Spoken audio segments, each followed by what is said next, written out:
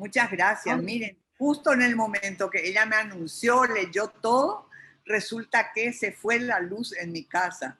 Yo me veía a mí acá en la pantalla, pero a ustedes les veía todos congelados. Dije, acá está algo mal. Bueno, por suerte se me ve porque la luz no volvió y estoy conectada con el celular. ¿Sí? Entonces, bueno, vamos a comenzar y estuvimos tocando ya temas de memoria, visibilidad, pero también memoria, recuerdo, pérdida, y eso es lo que quiero tocar hoy, porque es muy complejo eso, qué se recuerda y qué no. Miren, en este tiempo de la pandemia, yo me estuve preguntando por qué yo nunca supe que hubo una pandemia en 1918, porque nunca leí una novela sobre la pandemia del 18. Yo conozco ese periodo, conozco la Primera Guerra Mundial, la Revolución Rusa, la no sé qué, pero nunca me contaron que acá murió un montón de gente también. Y no sé cómo le afectó a mis abuelos, a mi mamá, porque ellos ya no están, pero me gustaría mucho saber cómo afectó a la gente. O sea, los temas de olvido y de recuerdo, yo creo que son muy importantes. Bueno, y mi título tiene que ver con ese legado, porque con cosas que podemos saber del pasado, también sacamos nuestra fuerza, sabemos muy bien que somos, que las mujeres hicimos todos los cambios, ¿verdad? Y eso lo decía Sonia Montaño, eh, solo con palabras.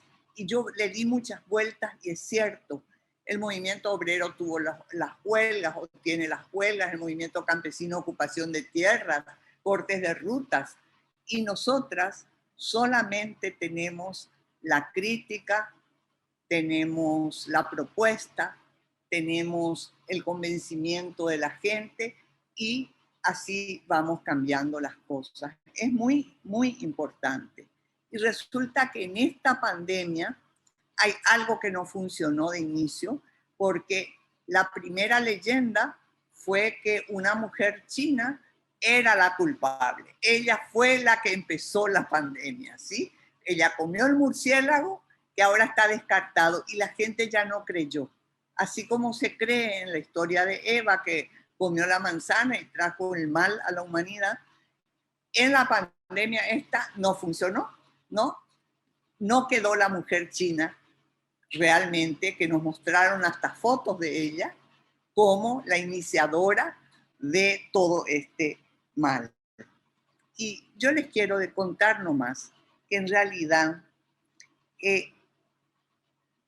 yo vengo de un pueblo, yo soy de un pueblo que tiene poca memoria, o mejor dicho, creo que todos tenemos memoria selectiva, que nos acordamos de algunas cosas y que otras cosas nos olvidamos. Ustedes saben que yo soy del Paraguay, jaorero ñe guaranime, 80% de la población más o menos habla guaraní, ¿sí? Entonces, 20% no habla, pero no sabemos bien porque el censo último salió mal, no, los datos no son precisos, entonces a lo mejor dentro de 2 años vamos a saber. Pero de todas formas les quiero contar un poco el proceso de aprender a recordar, aprender a encontrar y que no siempre es producto de grandes estudios, a veces también es de la casualidad. Y bueno, resulta que sabemos que la igualdad es importante entre diferentes, no es entre los que son igualitos, sino que en el sentido de idénticos, ¿sí?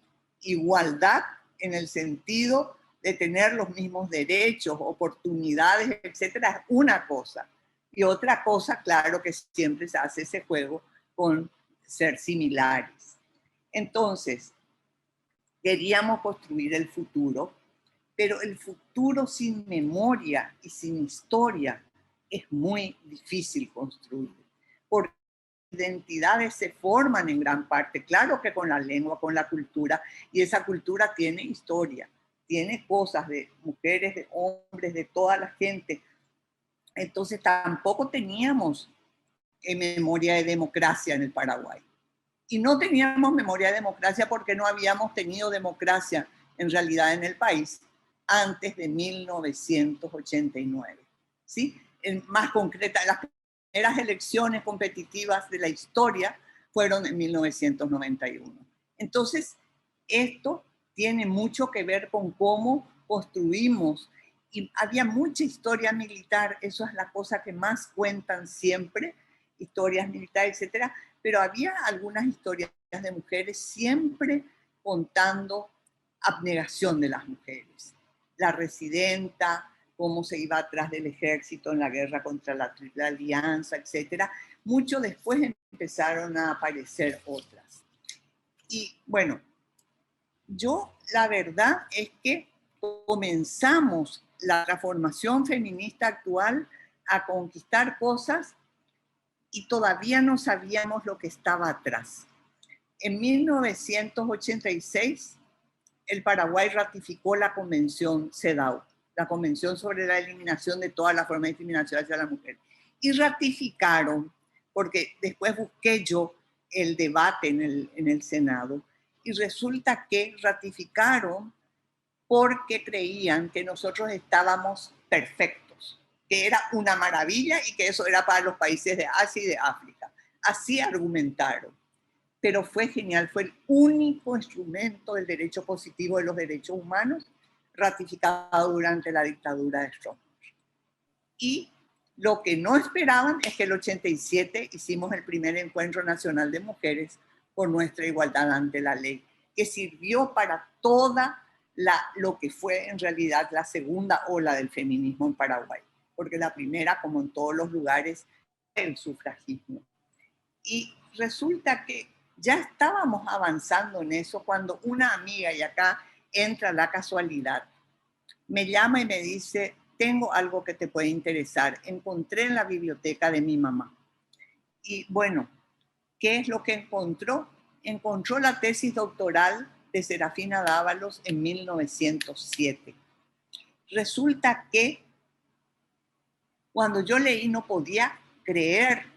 Ella trataba sobre la mujer como ser biológico, discutía todas las cosas que tenían que ver con el cuerpo, con la biología, etc. Y a continuación, el siguiente capítulo era la esclavitud de la mujer no es natural. O sea, empezó a poner naturaleza, cultura, todo un tema que después nosotros trabajamos y decimos eso es perspectiva de género. Y resulta que los elementos de ese análisis podían estar ya. Y analizaba hacia el derecho, analizaba las leyes tanto civiles como penales, etc. Y entraba en un diálogo y la cuestión política. Y allí me di cuenta que muchas veces decíamos que las sufragistas pelearon el voto y no tanto el derecho a gobernar. Y sí habían peleado porque figuraban. La cosa es que y señalaban reformas indispensables. Entonces, esto nos dio pistas. Este libro único, además que cuando presentamos conseguimos la que fue la casa de Serafina, hicimos todo precioso, hicimos jugo a mano con el extractor de jugo y resulta que después, cuando comenzó el acto, teníamos 300 personas retándonos porque hicimos algo importante en un lugar tan pequeño, ¿sí? Porque no pensamos que había tanta gente interesada en la recuperación de la historia. Entonces, fue muy, muy valioso. Y dentro de eso, dentro de esta dimensión, resulta que apareció otra cosa que no sabíamos y que nosotras hacemos claramente, hacemos los encuentros feministas de América Latina y el Caribe, que son una característica, vienen desde los años 80, el inicio de los 80, y cada 3 años tenemos encuentros feministas de América Latina y el Caribe. Y resulta que en 1910 hicieron un encuentro que se llamó acá tengo el libro, el primer congreso internacional femenino de la República Argentina, ¿sí? Y hubo incluso algo muy interesante porque el presidente de la República juntó a unas damas que hicieron un congreso paralelo, ya en ese momento. Y yo pensé, como Serafina era muy brillante, que allá se fue y se lució. Pero no, cuando finalmente tuvimos acceso a la documentación, encontramos que ya estaba preparado eso con un enfoque regional, internacionalista. Y notablemente, por ejemplo, estaba delegada por Uruguay Belén de Zárraga, era España. O sea, era un conjunto de cosas y discutieron sociología, derecho. Y bueno, Serafina presidió la Comisión de Derecho, pero ellas trabajaron los diferentes temas de relevancia, incluso el suicidio de las mujeres trabajaron. Quién sabe cuántos feminicidios aparecían en ese momento como suicidio, pero pudieron tener un enfoque amplio y eso es completamente, era nuevo, o sea, era lo que pasó un siglo atrás, pero era nuevo. Y eso nos dio mucha fuerza y dijimos, tenemos que encontrar las pistas, tenemos que seguir pistas. Pero a mí me pasaba que yo soy muy mala archivista, no sé trabajar en el archivo, porque yo leo todo, me interesa todo lo que hay, los dibujos, las cosas, todo me interesa. Entonces le contratamos a una historiadora de verdad para que nos ayude. ¿Y qué encontramos? Bueno, nosotros le dimos algunas fechas, pero ella ya encontró expresiones políticas en 1901, protesta política directa, y allí empezamos a pensar una cosa que es muy interesante. Al principio, todos los hechos del inicio, encontrábamos luchas de las mujeres por otros, ¿sí? Porque a alguien se le apresó, porque hubo trampa en unas elecciones que era todavía con voto cantado, en unas elecciones de parlamentarios, diferentes otros motivos. Y cuando ellas se manifestaban, las trataban de ridículas o que les hacían tener vergüenza a su familia. Era viernes y quería ver qué comprar para cocinar el fin de semana para su familia. Soltó. No sé quién era. Bueno, entonces, este hecho fue muy, muy importante. ¿Y qué encontramos? Encontramos que se repetían algunas cosas en la historia. Por ejemplo, eran tan especiales que entre un grupito de mujeres se fueron a tratar de parar una guerra civil. Se fueron y le dijeron al que estaba por producir y que después fue presidente de la República porque dio el golpe, trataron de parar, le hicieron un discurso que es la razón y no la fuerza la que debe primar.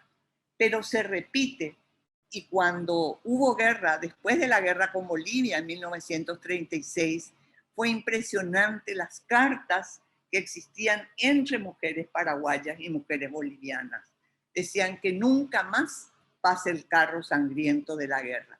Bueno, a María Casati, que dirigía el periódico en ese momento por la mujer para las mujeres que trabajan y piensan, le echaron del país, le exiliaron, ¿sí? Porque en ese momento era tan fuerte todo el dominio del nacionalismo militarista que no se podía decir que no haya más guerra, que eso no queríamos más.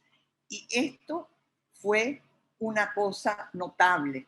Y encontramos otros momentos también pacifistas. Yo quiero pedir un favor, que cuando sea el tiempo tú me avisas un ratito antes, ¿sí? Así no Muy me bien. paso, porque sé Ya, que pues. estamos apretadas de tiempo. Sí, Bueno, unos 5 minutos más.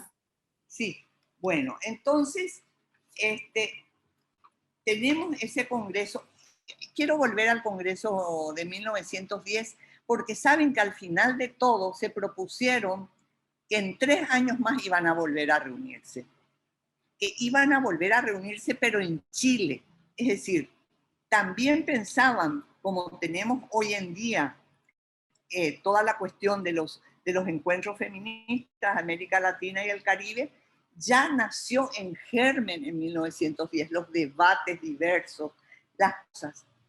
Y cuando nuestra conciencia en realidad se forma con diversas expresiones de las mujeres y con creencias y a veces con supersticiones y a veces con religiosidad. Por ejemplo, a mí me gusta mucho la literatura y la literatura es importante. Y grandes mujeres hicieron eso, literatura o producción simbólica de diverso tipo. Bueno, entonces había todo un cuento maravilloso porque había un gran poder de una mujer que era la compañera de quien gobernaba el país y entonces ella quería que se vayan todas a su fiesta. Y las que eran opositoras no se querían ir. Entonces le pide la abuela, le pide a la Virgen de las Mercedes, la escritora se llamaba Teresa Lamas, y ella le pide, la abuela de las niñas que no se querían ir y de la señora que no se quería ir a la fiesta de Madame Lynch, que le pide morirse, ¿sí? Entonces lo único que le salvó era la muerte de la abuela. Entonces esto es fascinante verdaderamente. Es, bueno, ella decide eso y sus nietas no debieron ir a la fiesta. Me hizo acordar porque en la dictadura astronista nosotros procurábamos, no nos íbamos, por ejemplo, a la colación, porque era un símbolo de bajar la cabeza el hecho de que te entregue el diploma, ¿sí? Este tipo de cuestiones simbólicas. Ahora, hubo quizás el campo donde mejores mujeres hubo, inclusive las que renovaron, porque acá en el Paraguay se dio un fenómeno importante, por ejemplo, en las artes visuales. Fueron mujeres las que hicieron, estaba un hombre también con ellas, pero el grupo era principalmente de mujeres. Ellas son las que renovaron las artes visuales en los años 50, 60, ¿sí? Por primera vez y tuvieron un lugar y eran al mismo tiempo docentes o investigadoras y doña Josefina Pla en realidad fue más amplia, poeta y recuperó algo que no se había recuperado antes, que era la historia de afrodescendientes en el Paraguay. Hermano Negro se llamó su libro y rescataba todos los aportes que habían estado silenciados. Entonces, la verdad es que en cada campo ya fuimos encontrando a las sindicalistas, a las carameleras, pero ¿saben qué? Una cosa que para mí es muy duro, derechos de igualdad de las trabajadoras domésticas son recién derechos del siglo XXI, ¿sí? Ahí recién el principal trabajo de las mujeres jóvenes, pobres y con bajo nivel educativo, resulta que el Estado con los sindicatos muchas veces firmaban jornada de 8 horas en 1936, pero firman que vale para todos, menos para las trabajadoras del servicio doméstico. Entonces, es una historia muy, muy exactamente, en el 54 el Grupo Arte Nuevo pone Claudia. Entonces, esas cosas son notables, son importantes, porque la igualdad legal se peleó. Y lo último que quiero decir es sobre el debate que hubo antes sobre cuotas. Las cuotas en realidad son medidas, el artículo 4.1 de CEDAW dice, son medidas para acelerar la igualdad de hecho. Así están pensadas. Las cuotas son una de las medidas. Lo que pasa es que nació en América Latina, porque se aplicaban este tipo de medidas como voluntarias de los partidos, pero el primer país del mundo que aprobó por ley fue la Argentina, ¿sí? Entonces, hay mucha libertad y hay una especie de creación colectiva. Y eso pasó también con la paridad. Porque miren, las mujeres europeas el 92 se reúnen en Atenas, hablan de paridad y de alternancia, en realidad, 1-1. 50% y 1-1.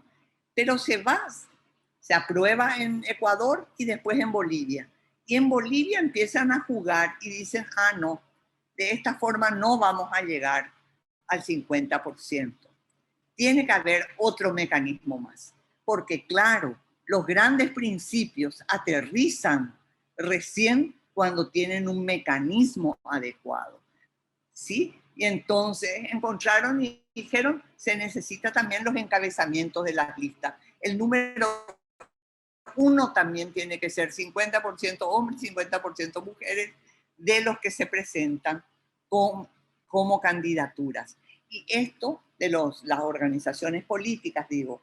Entonces, esto es súper interesante porque nosotros no pretendemos, creo que hoy, ser Voltaire ni Rousseau, pero nos encanta el poder hacer esta creación y esta transformación colectiva que tenemos. Y en este momento